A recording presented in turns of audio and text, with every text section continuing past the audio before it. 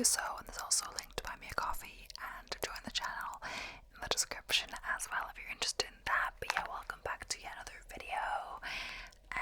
As you can always tell by the background, whether I'm filming my room or with the green screen or not, but it'll probably be like this for the foreseeable future. I'm not sure when, but I just haven't had a good place to just film, so I've just been filming in my room, which I can always kind of do. The light will be different depending on the time of day, etc. I've put the light on today because I believe it's kind of like a more dreary day outside. Like, it's not cold, but it's just like a bit of a dark day, and when it's dark outside, it's darker inside, you know, etc. So today's video is about like haunted houses and stuff, so I don't think I've done anything about that. I'm just kind of reading from this article. And yeah, let's just start into the intro. So home is where the heart is. There is no place like home. Home is a shelter from storms, but sometimes houses are haunted.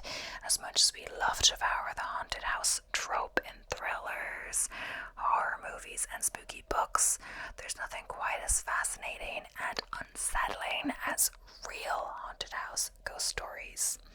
As it turns out, there's no shortage of alleged haunted houses across the country. Every community seems to have a house at the edge of town with a mystifying history and haunting past, whether it was location of a grisly crime or simply because it's fallen into disrepair and looks like it's getting swallowed by time. Though varied, there's one thing these real life haunted houses have in common.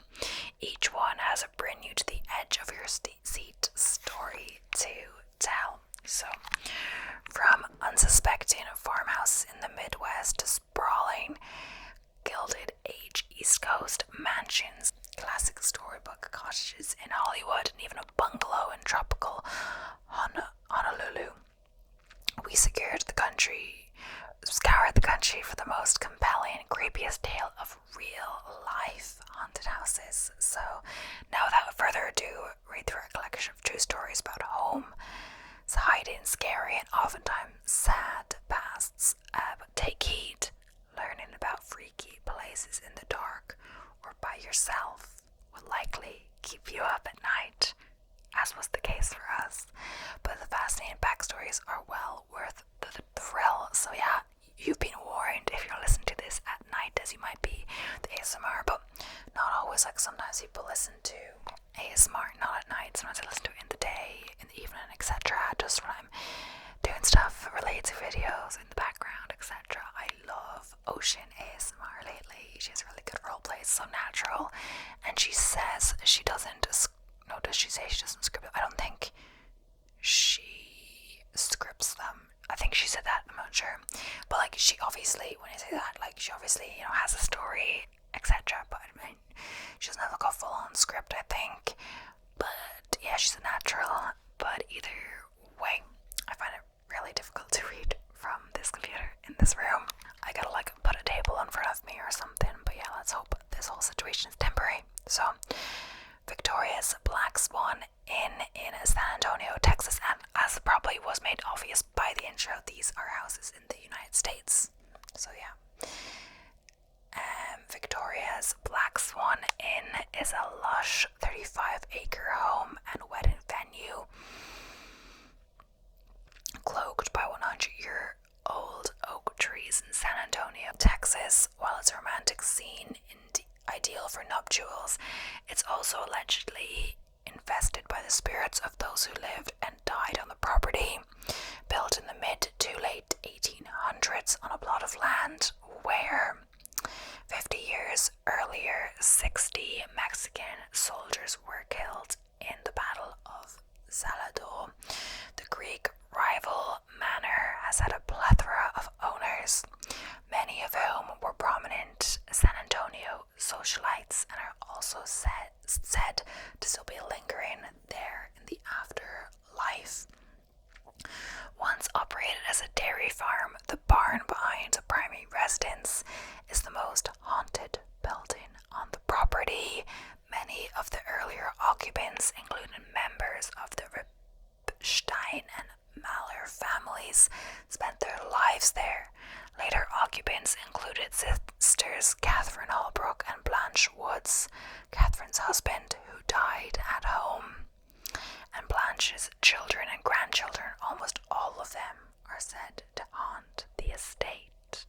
The current owner, Jo Ann Rivera, lives in the stunning home with her family, and while it isn't actually a functioning inn, she does partner with local ghost tour companies and has invited paranormal investigators in over the years.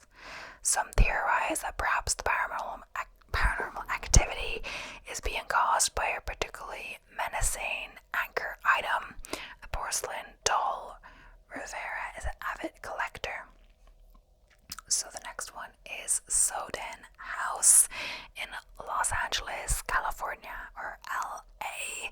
So the Mayan revival home, designed by Frank Lloyd Wright Jr., the son of legendary architect Frank Lloyd Wright, towers over Franklin Avenue at the bottom of the Los Feliz foothills. While its unique architectural character is certainly noteworthy, arguably the most interesting thing about the home isn't necessarily the block-style facade, which was inspired by the menacing yet beguiling opening of a cave or an ancient tomb. After it was built in 1926 for photographer John Sowden and his young family, the house enjoyed years of hosting bohemian parties for Hollywood's in crowd. But when Dr. Hodel moved into the house in 1945, its fate as the potential crime scene of America's most notorious cold case, the Black Dahlia, was sealed. And also if you want to learn more about that case, I do have a full true crime video on that case here on the channel. So though the murder of Elizabeth Short remains unsolved to this day, by 1950, Dr. George Hodel became one of the prime suspects in her tragic case. Many true crime buffs are convinced they carried out the crime right inside this iconic Los Feliz mansion. The home also went through a few stages of abandonment in the late 20th century, making it even more mysterious and spooky to passerbys. According to Steve Hodel, former occupant, retired LAPD investigator, and son of Dr. Hodel, several onlookers have noted its haunting trappings. According to Steve, in the 1970s, the Hodel housekeeper returned to the Soden House and informed the then current owner, "This is the house of evil." On another occasion, Edmund Desk pointed to the house, saying, "It's an evil place. Artists, philosophers, accountants, and politicians all played and paid there. Murders happened there. It's an evil place." During the same era, Dr. Hodel's daughter, Tamara, went inside the home and claimed to see the spirit of a young woman in the basement. Years later, in 2016, Ghost Adventures host Zach Baggins investigated the Soden house with Damir's daughter, Fauna, who claimed to see the exact same spirit her mother did. So, the Villisca axe murder house in Villisca, Iowa. Also not sure if I'm saying that right. So yeah, on June 10th, 1912, Hosea and Sarah Moore were horrifyingly killed inside their home in Villisca, Iowa. Their 4 children and 2 friends who were spending the night were also murdered, and to this day, the crime remains unsolved. Their home is considered one of the most haunted houses in the country, and guests have been drawn to visit for years. People pay $400 plus to stay for one night. Tours have been cut short by children's voices, falling lamps, moving ladders, flying objects, says the Villisca Axe Murder House website. And in 2014, a paranormal investigator stabbed himself after spending the night there. Skeptics have left believers That's the website. As of October 2023, US Ghost Adventures, known for its entertaining and historic overnight stays in allegedly haunted locations across the country, is under contract to buy the infamous historic Villisca Axe Murder House in Villisca, Iowa. I'm not sure what the progress on that is. So, Ammon's house in Gary, Indiana. So, in 2011, Ammons moved into a small single-story home in Gary, Indiana, with her mother and her 3 young children. Only a few short months later, after reportedly experiencing the worst residential demon infestation since Amityville Horror, Ammons brought her family to the emergency room in an attempt to help free them from demonic possession. After extensive evaluations by police, members of the local church, hospital staff, and the Department of Child Protective Services, the witnesses were torn. Half of them believed the house was infested by spirits and demons and that the family was generally possessed by something paranormal, while the other half blamed psychological issues. So just like the best-selling book about the Amityville house turned into a national sensation, this modern instance of demonic possession went viral. The good news is that Ammon's family was able to find peace when they moved to Indianapolis, but the story and the house itself were still getting tons of attention. So, Ghost Adventure host and paranormal investigator Zach Baggins bought the property from Ammon's landlord in 2014 to shoot pseudo-documentary footage inside. Even though Baggins proceeded to tear it down, the Ammons house is about to get even more press. Oscar nominee Lee Daniels is directing a film based on the story, The Deliverance. It's set to stream on Netflix in 2024 and will feature Stranger Things star Caleb McLaughlin. I'm not actually sure if that's out yet. Wait, Deliverance. Let's look it up. So it's going to release next month, I believe, in August. So yeah. Chop Chop House in Boise, Idaho. So the house at 805 W. Linden Street in Boise, Idaho is hard to miss. Covered in a layer of soot with windows broken and boarded up and trash strewn about the yard. The 2-story, 2,728 square foot craftsman style home looks like an abandoned horror movie set. The true story, however, is much scarier. Locals refer to it as the Boise Murder House, or even more eyebrow-raising, the Chop Chop House, which is a clip reference to the gruesome homicide that took place there more than 3 decades ago. According to many who've lived in the neighborhood or even rented out a room in the house itself, the basement in particular exudes some haunted energy. There are reports of shadowy figures appearing and disappearing out of nowhere, strange liquid oozing down the walls, and more. So, next up, Winchester Mystery House in San Jose, California. So, in 1886, an eccentric widow left her home in Connecticut for California's rural Santa Clara Valley to start a new life after the tragic loss of several family members. She wasn't the average widow. She was Sarah Winchester, the millionaire heiress whose fortune was derived from the gun that won the West, an increasingly controversial truth.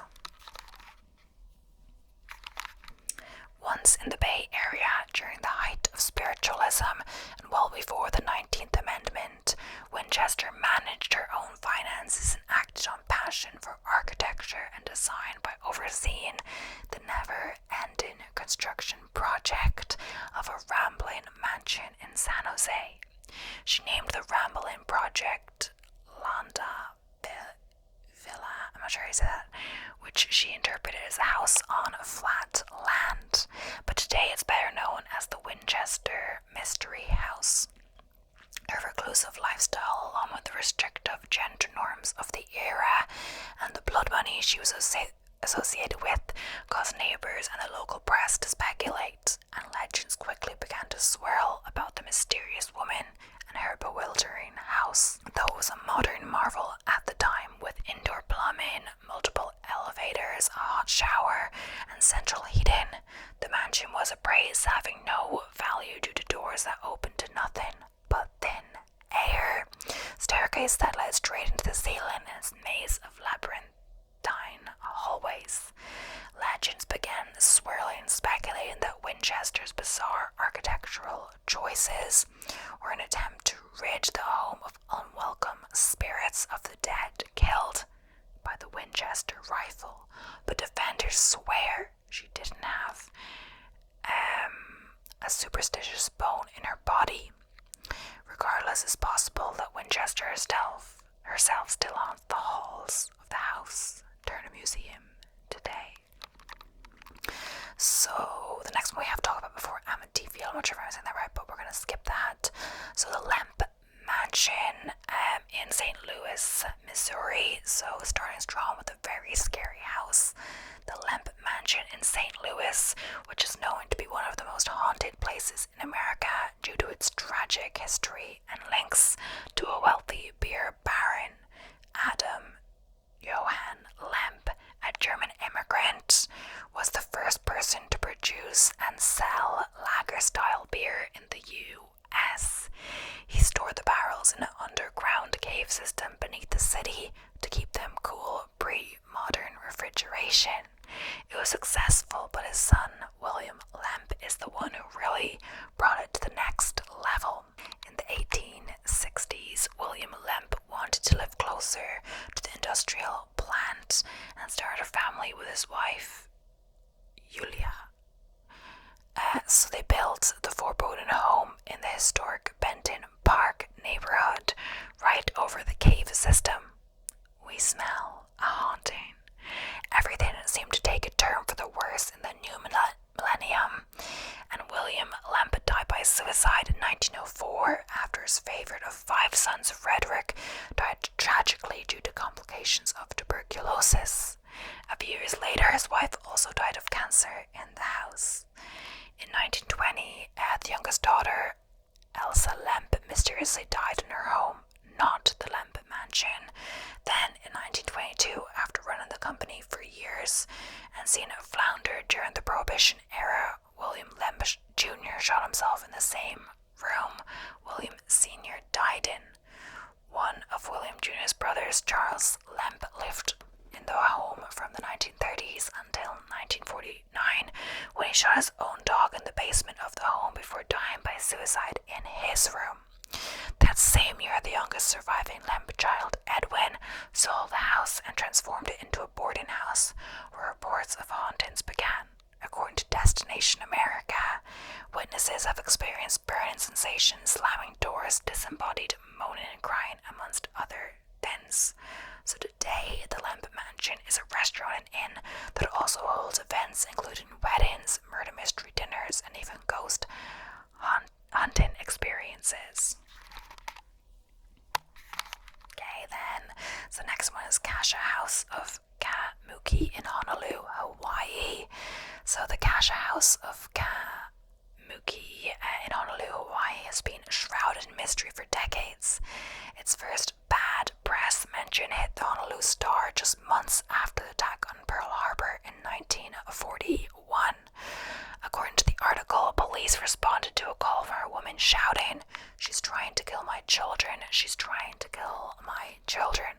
When they arrived, they found a young Hawaiian boy, his 3 sisters, and his mother all shrieking and being tossed around by nothing.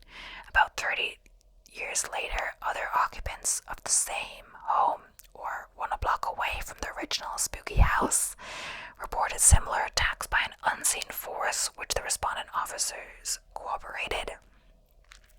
The 2 most common theories surrounding the source of these reported attacks are a demonic, shape-shifting creature of Japanese folklore or origins known as the Kasha, and the angry spirit of a corpse buried in the backyard. Though has since been torn down and replaced by condos, the dark energy still lingers, according to locals and residents. Next up is 1000 Lombard Street in San Francisco, California. Socialite, journalist, and famed party host Patricia Montandon moved into an apartment on San Francisco's famous Crooked Block, Lombard Street, in 1960. She lived happily in her Russian Hill abode for 8 years, until things began to go awry. Following astrology-themed party she hosted in the apartment. In her memoir, The Intruders, Montandon attributes a series of hauntings that culminated in a corporal tragedy to the bizarre behavior of a disgruntled tarot card reader who may have cursed the apartment the night of that fateful party.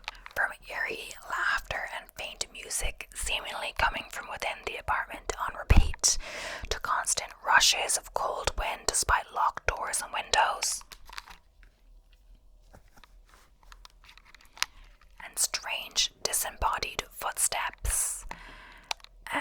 The paranormal events were stacking up quickly, but Montandon was also the victim of physical crimes following the party, including a robbery, harassment, possibly arson, and more.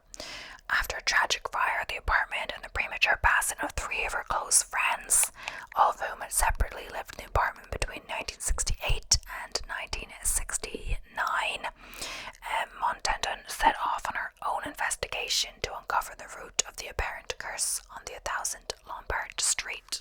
So, Ackley House in Nyack, New York. So nicknamed Ackley House after its one-time occupants, the Ackley family. This Queen Anne sits on the Hudson River across from the Sleepy Hollow, New York. The many ghosts who roam the halls of Lavetta Place were nothing but friendly. They were active enough to inspire the matriarch, Helen Ackley, to write a national article about them in Reader's Digest. The article gained enough momentum that the house became a stop on a local ghost tour, which ended up having some not-so-great ramifications when it came time to sell the home in the late 1980s. The Ackleys found themselves entangled in a legal battle over whether or not they should have disclosed the haunted nature of the house to the Stambowski family in a landmark legal decision now referred to as the Ghostbusters ruling. Ackley House was deemed haunted by the New York Supreme Court, and the buyers were able to pull out of the sale while also getting half of their down payment back. One Lavetta Place has since been home to several celebrities, including musician Ingrid Michaelson. So, Grey Gardens in East Hampton, New York. The Grand East Hampton estate, known as Great Gardens, has a fascinating history, with many ups and downs. The 4 acres of land the home now sits on is in the Georgia Beach section of East Hampton, one of the most expensive regions in the world. It was purchased by a wealthy couple in 1895 before the home was built in the early 1900s. By 1913, it was sold to the president of a coal company whose wife, Anna Gilman Hill, imported ornate concrete walls from Spain to enclose the garden. The house was called Great Gardens because of the color of the dunes, the cement garden walls, and the sea mist. Later in 1923, the home was sold to Edith Bouvet Beale, the parental unit of Jackie Onis Kennedy and Lee Radziwill and her family. After a series of misfortunes and financial losses, the home fell into disrepair and was overrun by cats, raccoons, and perhaps something else not of this realm, partially because Big Edie Beale and her daughter, Little Edie Beale, couldn't afford to maintain the mansion on their own. So yeah, hopefully the light's actually okay in here because it looks a bit weird honestly with the light on, etc. But it's kind of a dark day outside. But yeah, the woman's story and star power was made famous in a 1975 documentary by Albert and reprisals. Big Eddie held onto the property until her death in 1977, and her spirit is said to remain at Grey Gardens, watching over the house. Among the believers is author and journalist Sally Quinn, best known for her column in the Washington Post, who purchased the home from little Edie in 1979, and she swears that it's haunted. So Mercer Williams' house in Savannah, Georgia, so located across from one of Savannah, Georgia's most famous and pristine squares, Monterey Square in the city's historic district. The Mercer Williams house dates back to 1860. In the 1970s, famed preservationist and antiques dealer Jim Williams restored the home to its former glory after years of neglect. The Italianate rifle played host to 3 untimely deaths, including that of 11-year-old Tommy Downs when he fell off the roof in 1969, the 1981 fatal shooting of Danny Hatsford by Williams, and Williams himself when he died in the same room as Hansford less than a year after being acquitted of Hansford's death in a 4th trial. If the story sounds familiar, it's because you recognize it from the best. It's probably because you recognize it from the best-selling book, Midnight in the Garden of Good and Evil. So much like the rest of the city, the home was supposedly built right on top of unmarked graves. Rumors about the crime and ensuing ghost stories continue to swirl to this day. So Jean Harlow House in Los Angeles, California. So Los Angeles is one of the best destinations for haunted house hunting, and this Bavarian style home in Beverly Hills has a particularly gruesome history. In 1932, it was home to the iconic actress Jean Harlow and her abusive husband Paul Byrne, who shot himself in the head while standing in front of the mirror. Their butler discovered him and called MGM instead of the police, so there were tons of rumors that it wasn't actually suicide. Many suspected Byrne's ex-girlfriend, a suspicion exasperated by her jumping off a boat to her death a couple of days later. Jean moved out after his death but died only a few years later at the age of 26. But wait, it gets creepier. In 1963, celebrity hairstylist Jay Sebring bought the home and lived there with his girlfriend Sharon Tate until she left him for Roman Polanski. They were still friends and remained so until both of them were murdered by the Charles Manson cult. Tate was the same age as Harlow when she passed. But back to where the couple lived in the Harlow house, Tate told several friends of creepy occurrences in the home and even mentioned it in interviews. For example, once when she was sleeping in the master bedroom alone, she saw a creepy little man. Her friends say she believed it to be Paul Byrne's ghost.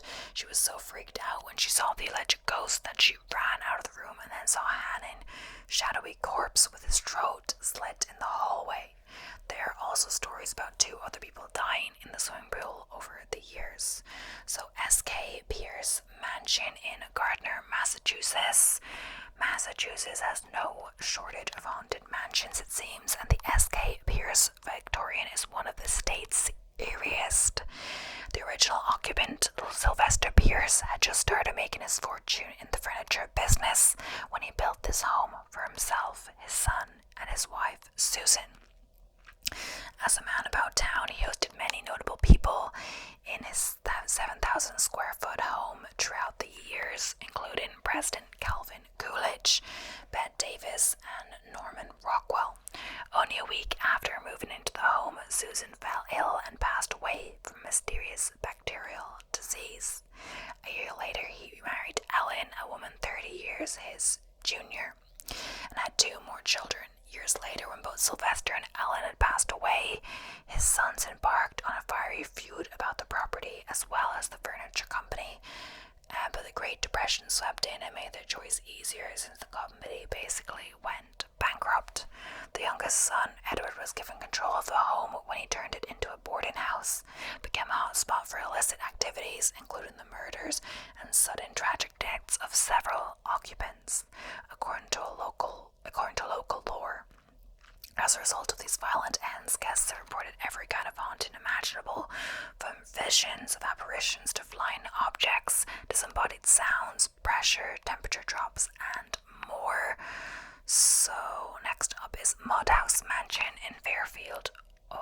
also located in Fairfield, Ohio. Until recently, the Mudhouse mansion has a bad reputation.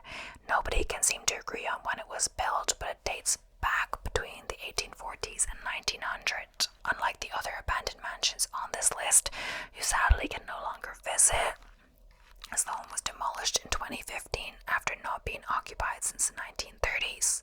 The last resident, at least legally speaking, was Lou Hartman Mast. The current owner of the property is her last relative, Sean Mast. Because there's so little information about who lived there and when, because abandoned places tend to ignite the dark side of the imagination, there are tons of legends around alleged atrocities occurring and consequent hauntings. And the sources don't seem to be very credible, though. So this could be the last one we'll see. So 455A Sackett Street in Brooklyn, New York. Never hear as much about haunted apartments as haunted houses, which is strange considering that apartments have much more turnover and therefore a higher likelihood of something or someone evil having lived there before you move in. That was definitely the case with 455A Sackett Street in Brooklyn. One woman who grew up there writes about her first-hand experiences, including unexplained fires, seriously bad energy, family tragedies, personal suffering, and here's the kicker, the body of a child discovered in the wall after several suspicious sightings of a similar-looking shadow child in the mirror. So I think this will be the last one now. So Hotel Monte Vista in Flagstaff, Arizona. The Hotel Monte Vista has numerous paranormal guests they can't get rid of.